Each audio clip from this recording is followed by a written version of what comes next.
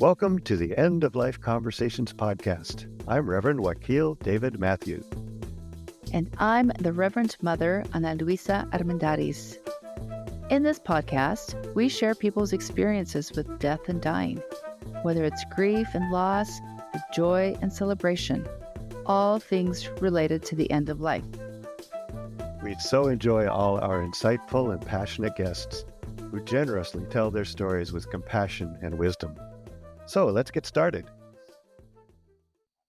On this episode, we are honored to meet Dr. Tamara McIntyre. Dr. McIntyre is an end-of-life doula, retired chiropractor, and doctor of natural medicine with over 20 years of experience in holistic healthcare. Now, as a death doula and funerary artisan, she weaves together her expertise to increase death literacy and inspire upstream conversations about aging, illness, and end-of-life planning. Beautiful. I'm going to cut in really quick.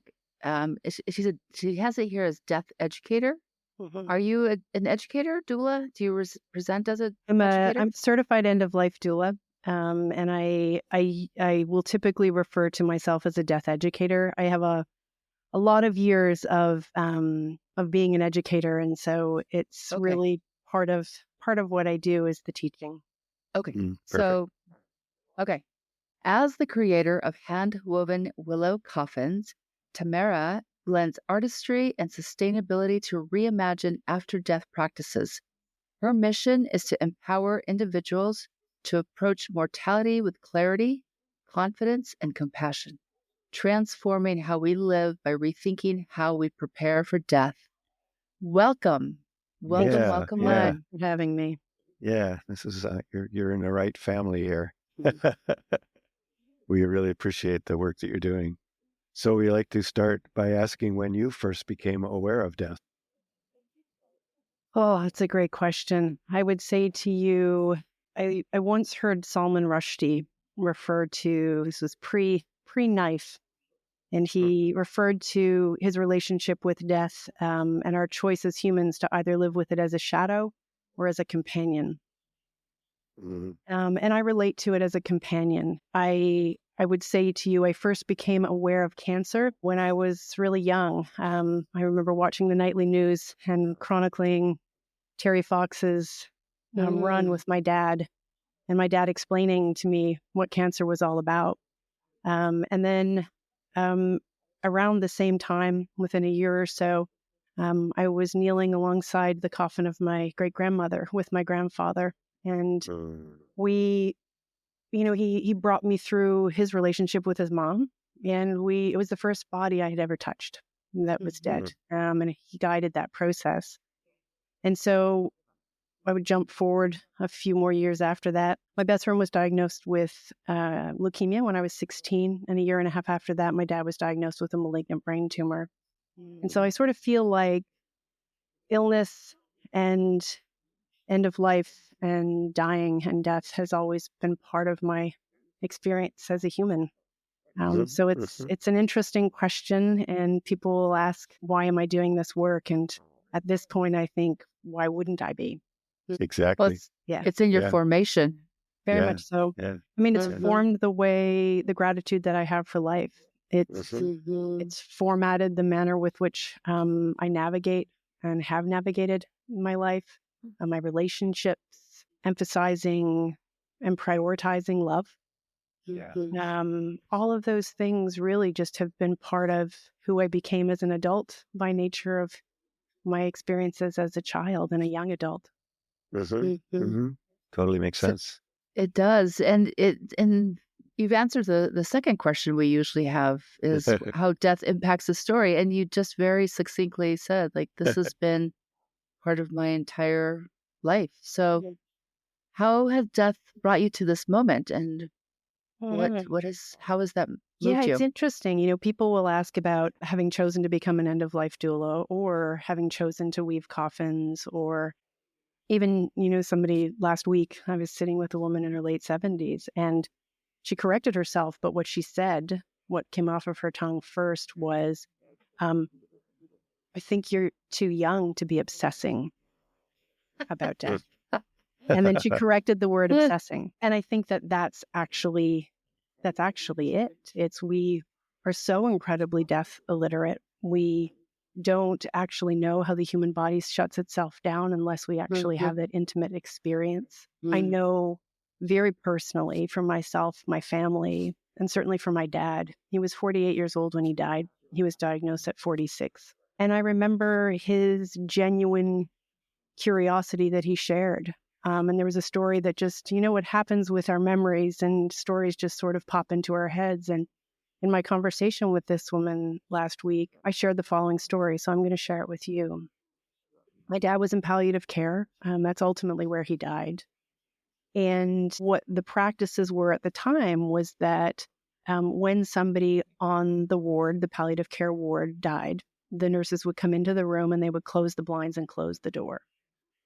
And so we all knew that somebody had died, and nobody would really say anything. And I'd been in the room before when that had happened. But in this particular evening, it was just my dad and I, which I, at that time, really kind of spent as much time by myself with him as I could. And on this particular evening, when they came in and the blinds were closed and the door closed, he looked at me and he said, "Can you get me out of the bed? I want to know what's going to happen to me." And so we, like two little kids, I got him into the wheelchair. We went to the door. We opened the door. We peeked out. And so I got to see his bravery at just really genuine curiosity of what it was going to look like when he was no longer in his body. And we sat and we talked about it. And he wanted to know, like what do they do? And so those have been my experiences. And even though my dad was really incredibly well supported and incredibly loved and had a lot of friends, my mom was a nurse, and so he was at home as long as he possibly could be until she could no longer care for him by herself. There's no doubt in my mind that his experience was incredibly lonely, that there wasn't somebody, his peers, that could engage at the depth that I think he wanted to. And we certainly talked about it because it was part of my process. So for me, I feel really motivated to be present for people, to allow them the ability to explore, to be curious. I would sort of say to be more curious than afraid if we can get people into that space. Yeah. Beautiful.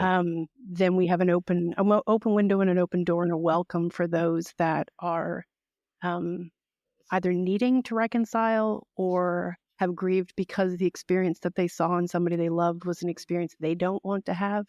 Right. It's so common that people will say, "I know what I don't want," but don't really invest in having a good sense of what they do want. Sure. Yeah. Yeah, that makes sense. Yeah. So tell us a little bit more about your current work, your current role. Yeah. I would say the conversation opener very oftentimes for me now is the coffins. Whether it's somebody that comes into my home, whether it's, a few weeks ago, there was an expo here in town in my community, my new community, that was called Death Done Different. So it automatically filtered people that were open to having the conversation. And what was so interesting to me was that I was the only person there not selling primarily a service. And the coffins, it was really interesting. You see people walk by where they sort of side-eye it and they're not totally ready to engage. But what's so beautiful about the coffin is that, one, people in this part of the world have oftentimes not seen them before. Not woven coffins. It's just not as common here in North America. Two, they get to interact with it. So the ability to smell it, to touch it, feel it, to engage in a conversation about it. Even, it really is a values choice. And so it allows me immediately, for those that are curious, to engage in a conversation about values because it's so obviously a sustainable choice. And it's very oftentimes surprising that they didn't actually know. And as we enter that direct consumer market, when it comes to funerary after death choices, the coffins really allow me the opportunity to engage with people and engage with people that maybe don't share conventional values. And if they don't share conventional values as it relates to Mother Earth and the environment, very oftentimes they tend to be non-interventionists when it comes to conventional medicalized care and treatment at end of death. And so they don't know the other options. Right. And these tend to be individuals who really do understand that they want quality of life over quantity of life, but Mhm. sometimes need to be reminded that the only way that happens is if somebody says no. Right. Right. Yeah. Right. Wow. So the coffins just allow me this opportunity to be engaged with people in a way that is incredibly obvious, that does, to a certain extent, a little bit of filtering when it comes to values and value systems. And by nature of the fact that I weave, I already am open.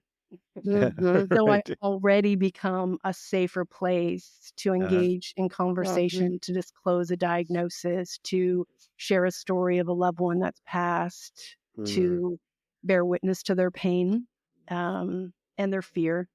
Mhm. And that allows me the opportunity. And so really the coffins are twofold for me. One, they provide an incredible opportunity to connect with other humans.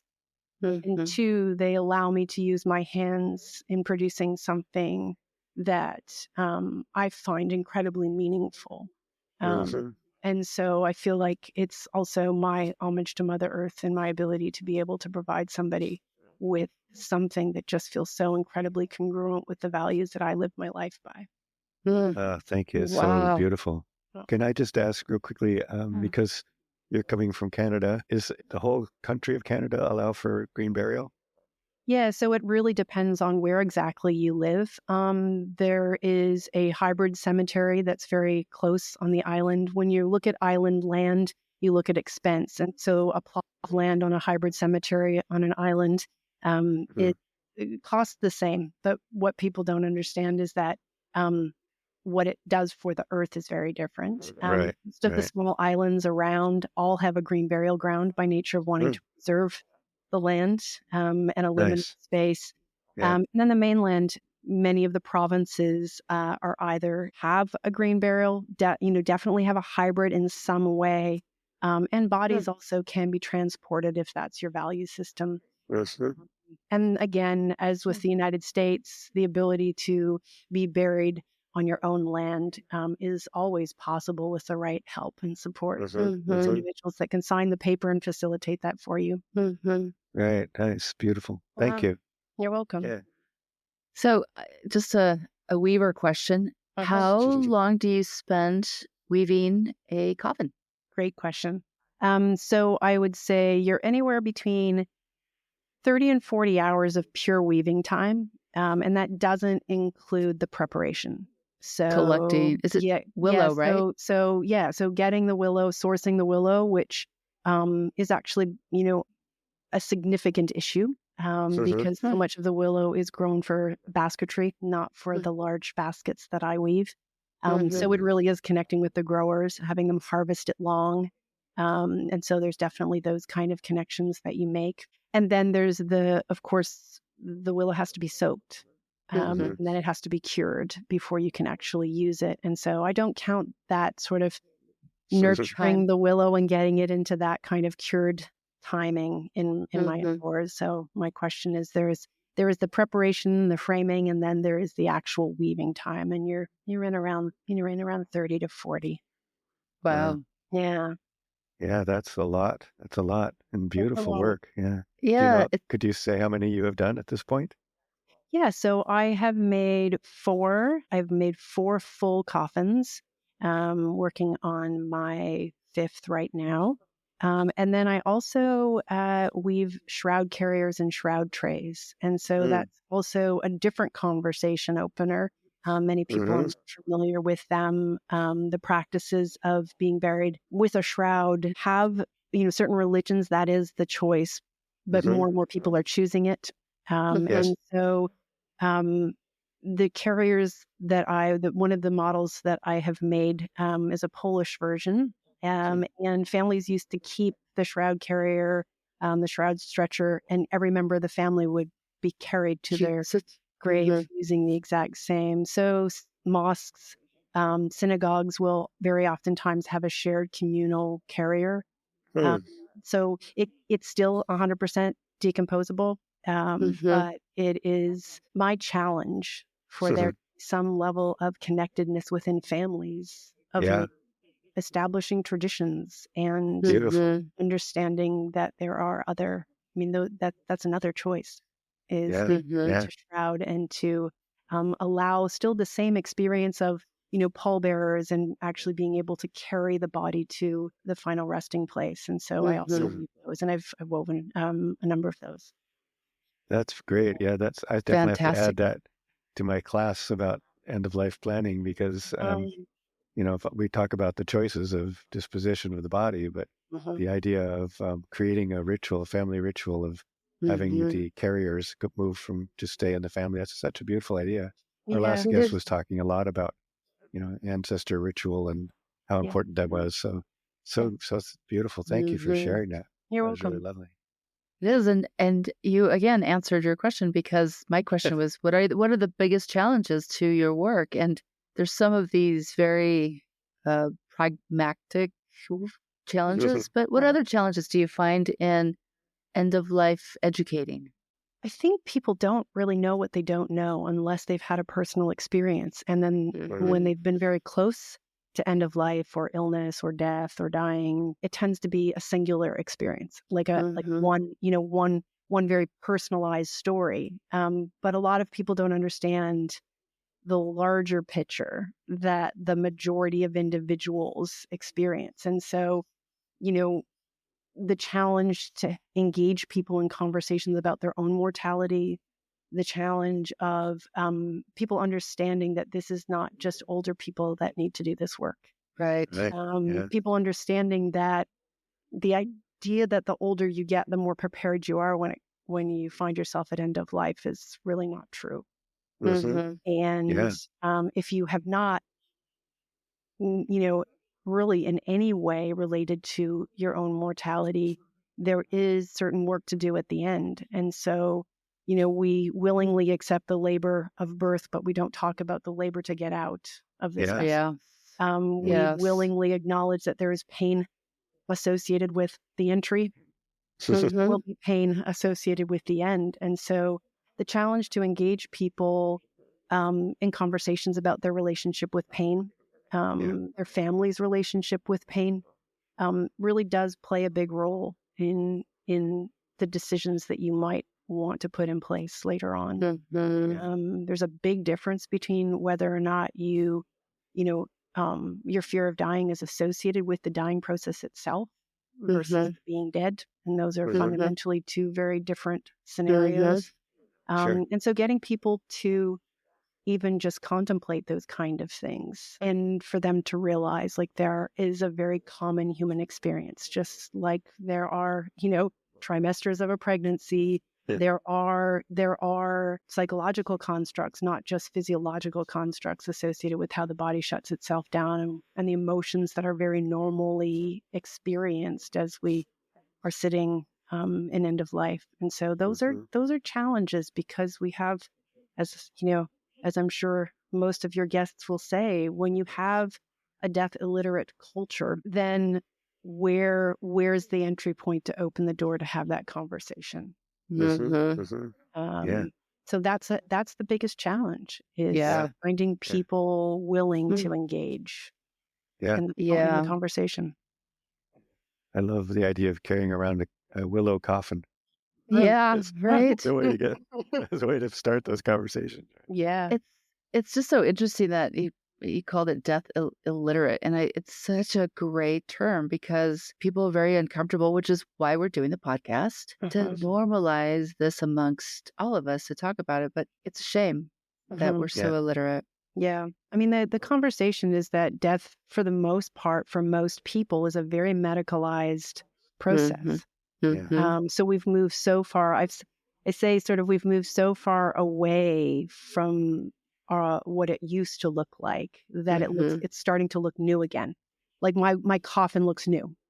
When in actual fact, its history is far longer than our current practices. Yes. Right. Yes. And so it's exactly that. It's that when you have a culture that doesn't understand that convention, like a medical doctor's decision matrix will always be to extend quantity of life because they can't like it would be illegal for them to choose quality if they have the ability to extend quantity.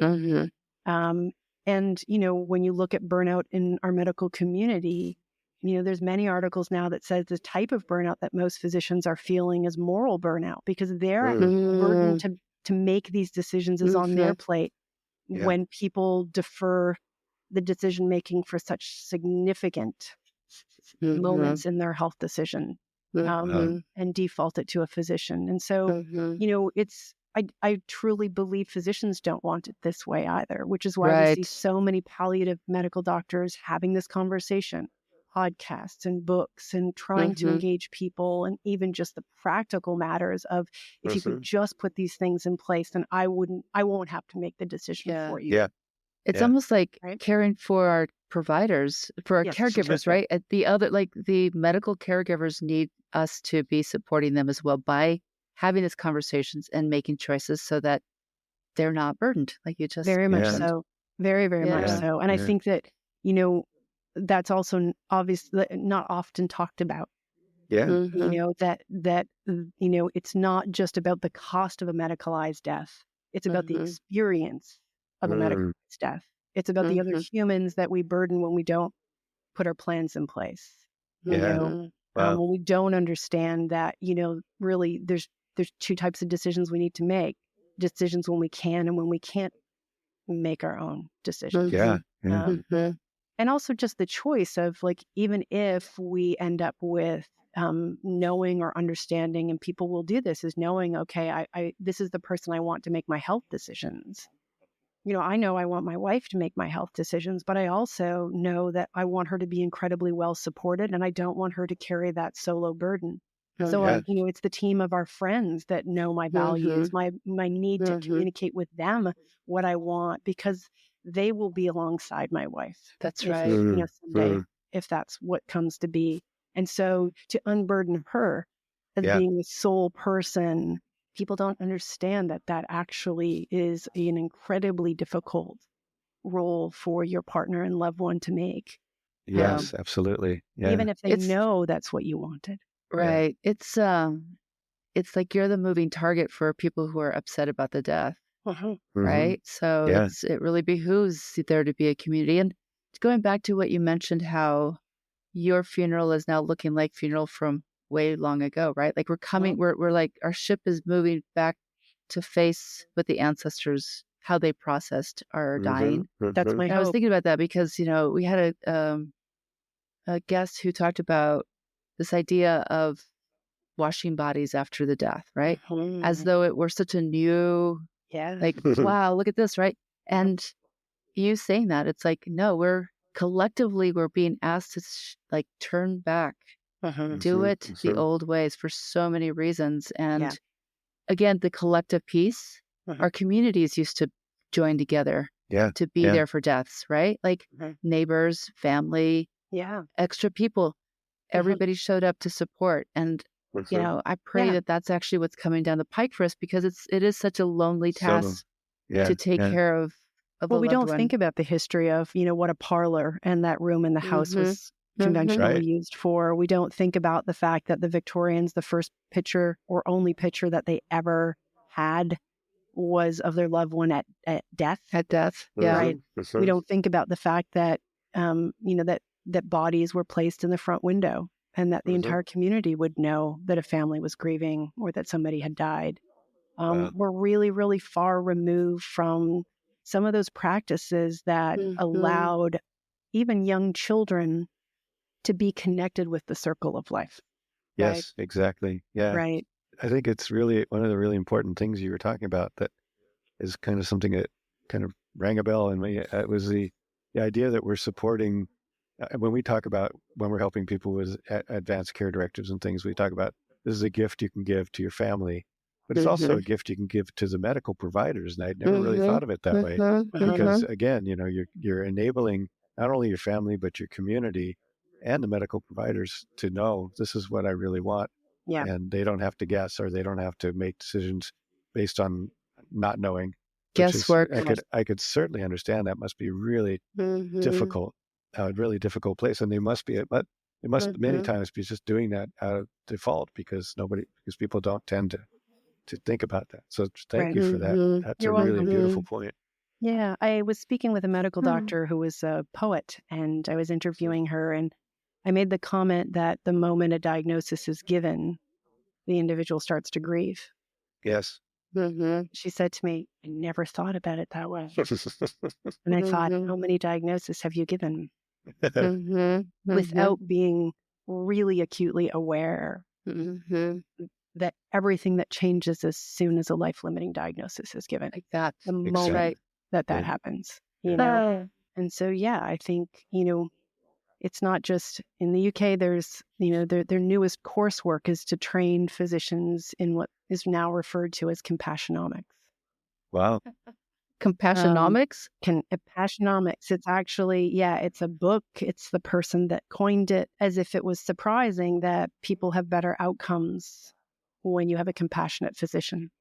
And so Yeah. it's, it is about the full circle for them too, as a profession. Mhm. Is Mhm. one to acknowledge how they're feeling in that space, but also for us as the public and as their patients to understand them as human beings. Sure. Yeah. Yeah. And so Yeah. it has to go both ways, Mm. because they are human beings. And so when you look at research Mhm. and, prognosis is not oftentimes shared in the So, manner with which some people would like Mhm. it, not all people, but Right. some people would. It is because there's humans that don't, physicians don't know. Is this somebody who wants to know? Is this somebody who doesn't Mhm. want to know? Maybe yeah. I'll wait Mhm. till they ask. Okay, well, maybe I won't. Mhm. Are they still asking for more time? Do they need more time? Do they understand if they accept this intervention, what this is going to look like? Do I need to Yeah. explain this to them? So it's all of those pieces. And so I Yeah. think, my experience being that facilitator for people in their health allows me to sit in both seats. Oh, yeah. Mhm. Know Yeah. that I'm not interested in, as a non-interventionist, I really don't want much of that. I am very Mhm. clear about what I am willing to accept. But I'm Yeah. also very clear that we also not just unburden the families, but we have the capacity to unburden the medical community in those Mm. moments. Um, Yeah. Yeah.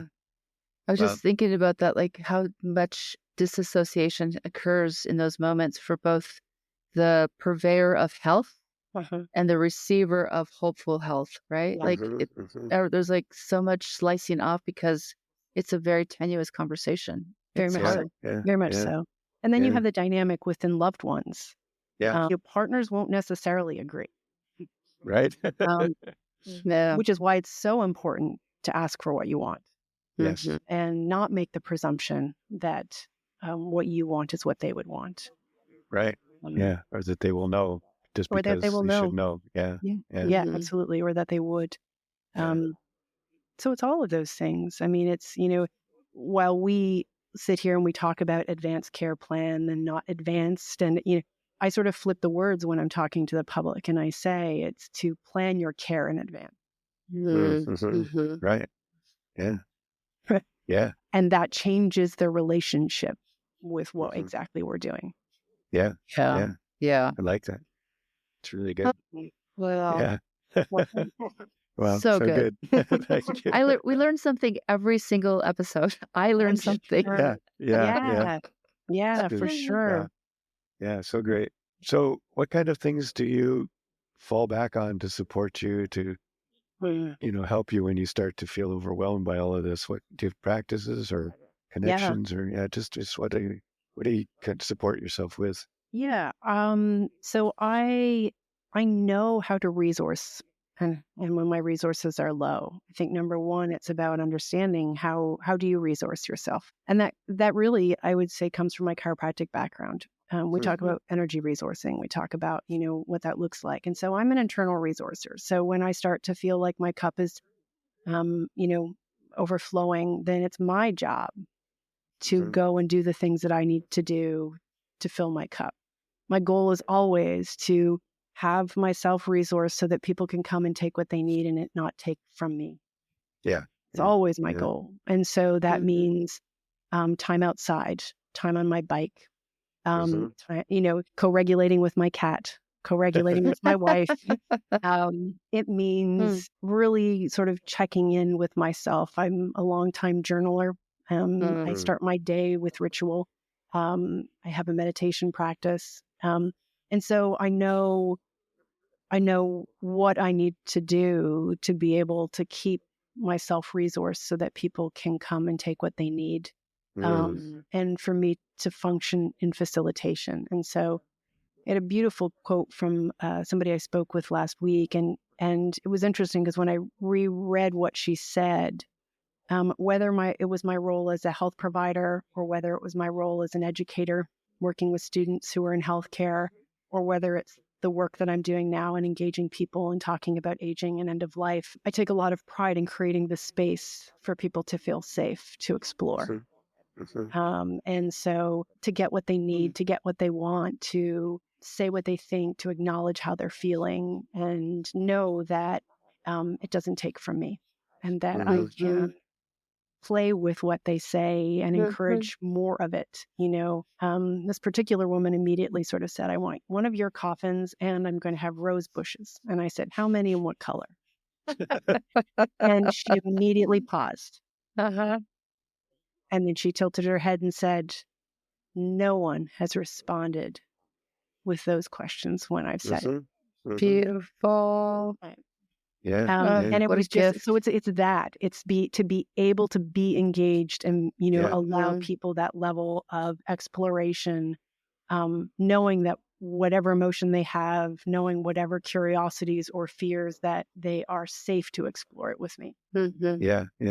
So I think that that's kind of my evolution in working with humans, is just to take a lot of pride in being able to do that for another human. Being totally present. And it's so great. Really paying attention.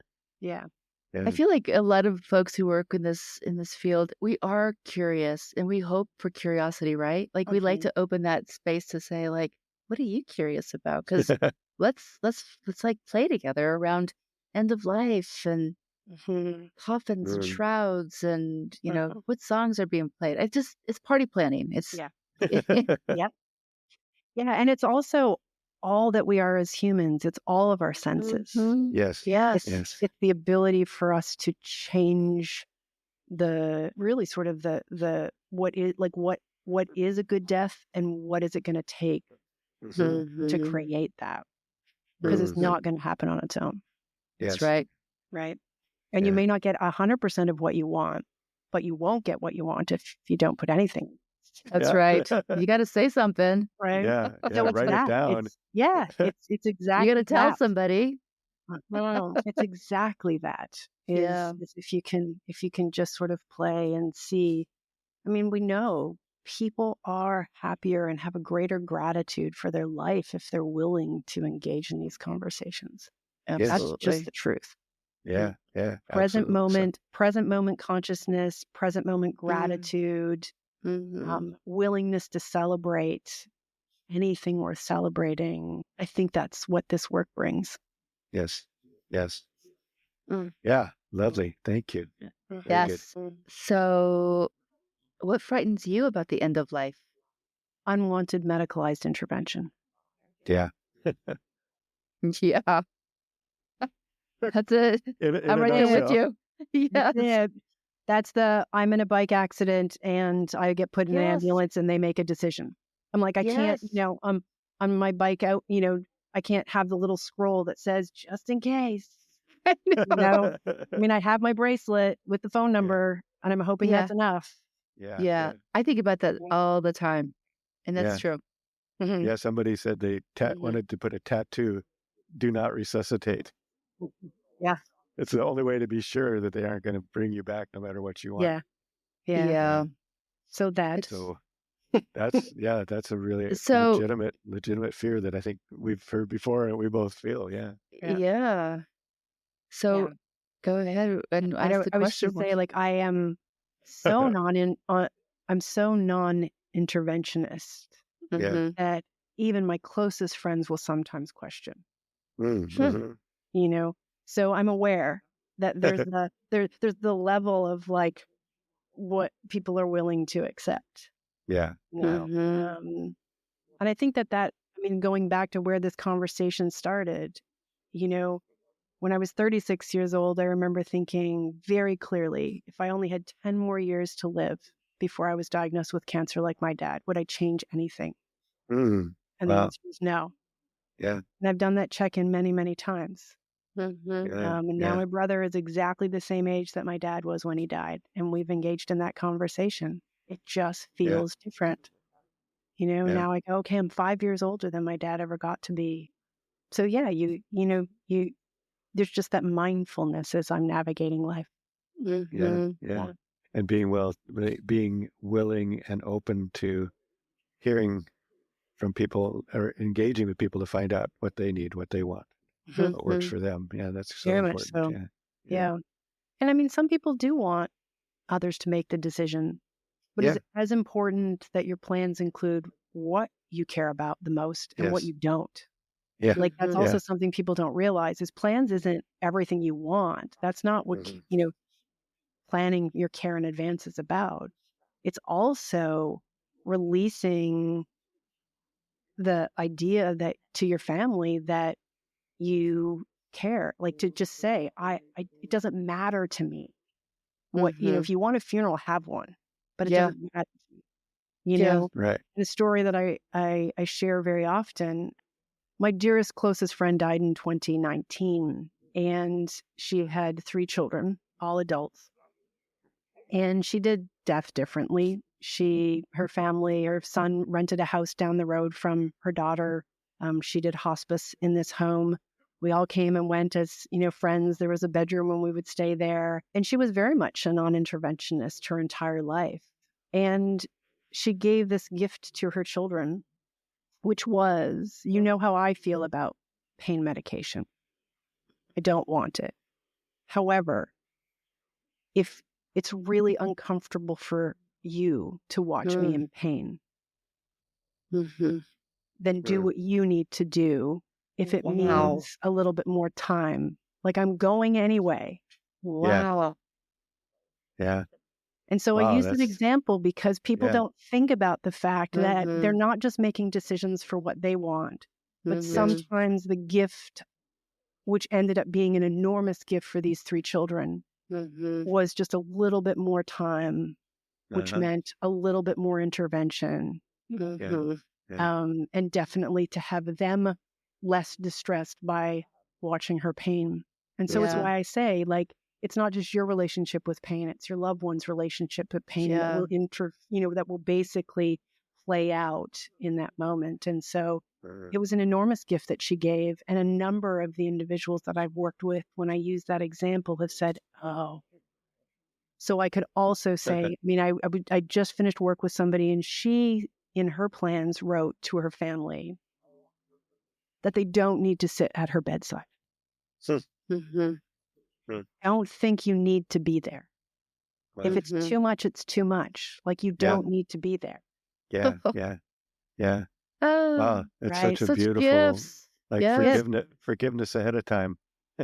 Or and 100%. permission, And right? permission. Permission. And Yeah. It's permission okay. to just not, I mean, Mhm. that's the grief and the trauma that people carry around, is not Mhm. Yeah. knowing if they made the right decision, or being in that moment where it's just so incredibly hard to sit in that room, Yeah. Mhm. to be given permission to do whatever you need to do and that you don't have to sit there.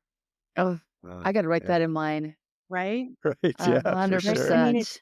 and so it's like, it's Mhm. that, like, that's what Mhm. planning Yeah. Yeah. Mhm. is Yeah. you have, So beautiful. as much possibility of even just reconciling relationships and dynamics that may have been incredibly difficult, and acknowledging personalities and dynamics within families, and giving the gift of what they actually need Yeah. Mhm. when Yeah. it really Wow. doesn't matter to you at that point, And for this particular woman, she had said, like, it just allowed me to heal some of my relationships with my kids, Wow. Mhm. because I thought, well, they're not going to want to be there. I'm just going to tell them they don't have to be. Mhm. Wow. Right. Yeah. Um, Wow. That's so perceptive too. yeah. Discerning. And so, Mhm. yeah, I think about those kind of things, is just giving people permission to release their family members of the things that they already knowingly know will challenge them. Yeah. Yeah. Yeah, we've had people talk about, like you're saying, the things you want, things you don't want. Also the people you want to be there and the people you don't want to be there. I got that list already. Yeah, absolutely. I saw the funniest reel this week, which was a woman who was talking about her husband who had obviously just passed. And then she said, presumably to her child that was there, she said, "You know, I want to be nude, right? And I have worked so hard on this body. I've worked so hard on this body that I want an open casket too.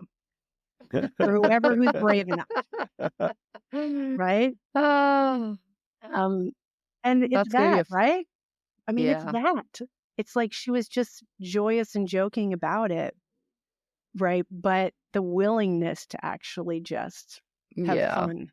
Yeah, whatever it Absolutely. is, just do it. Bring it. Yeah, bring it. Yeah, good. you know, it's so good. I love that for so many reasons. But I was just with my father last week, Huh. and he showed up. He had a really good looking shirt on. I was like, "Dad, you look really good." Huh. He's like, "Yeah, I like the shirt a lot. Hey, put this down in your notes. Bury me in this shirt. Like, just keep it." I was like, he's like, "Unless you really want it, but you should just bury it. This is the one shirt. It's a Pendleton. It was a beautiful blue one." I'm like, "You got it, Dad. Yeah. I know what to bury you in." Yep, absolutely. Absolutely. Right. He was thrilled. Those treasured moments, right? Yeah. Well, and you see the other joking, like bury me with a bra. Don't bury me with a bra. You Yeah. know, I mean, number one item that's typically forgotten when clothes are packed, you know? I mean, it's there are definitely those kind of moments where, yeah, we can smile, have a bit of fun with it. Yes. That's a very important part of this. Mhm. Well, this has been great. We're kind of toward the end. Is there anything that you wish we would have asked you that you'd like to continue to share as we end? No, I think this is just such a lovely, gentle way to engage people in the conversation, and I really am in deep appreciation for the opportunity to have these conversations. So thank you both for doing what you're doing and getting the word out that we can still smile and talk about aging. We can still smile and talk about end of life. And Yes. so thank you for that. Thank you. We get so much out of it, literally every single time. And we just like, wow, that was so cool. I love Well, it. thanks again. We like to end with a poem. So, Tamara, would you like to read that, or would you like one of us to? I'm happy to read it. All right, please do. So this is called She Let Go by Sapphire Rose. She let go. She let go without a thought or a word. She let go. She let go of the fear. She let go of the judgments. She let go of the confluence of opinions swarming around her head. She let go of the committee of indecision within her. She let go of all of the right reasons. Wholly and completely, without hesitation or worry, she just let go. She didn't ask anyone for advice. She didn't read a book on how to let go. She didn't search the scriptures. She just let go. She let go of all of the memories that held her back. She let go of all of the anxiety that kept her from moving forward. She let go of the planning and all of the calculation about how to do it just right. She didn't promise to let go. She didn't journal about it. She didn't write the projected date in her day timer. She made no public announcement and put no ad in the paper. She didn't check the weather report or read her daily horoscope. She just let go. She didn't analyze whether she should let go. She didn't call her friends to discuss the matter. She didn't call the prayer line. She didn't utter one word. She just let go. No one was around when it happened.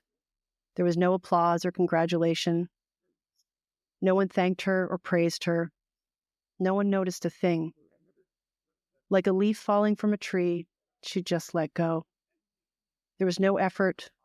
There was no struggle. It wasn't good and it wasn't bad. It was what it was, and it is just that. In the space of letting go, she let it all be. A small smile came over her face, a light breeze blew through her, and the sun and the moon shone forevermore. Goosebumps. Yeah. I'm feeling weepy. Yeah. Yeah. Oh, Thanks so much. That was very, very beautiful.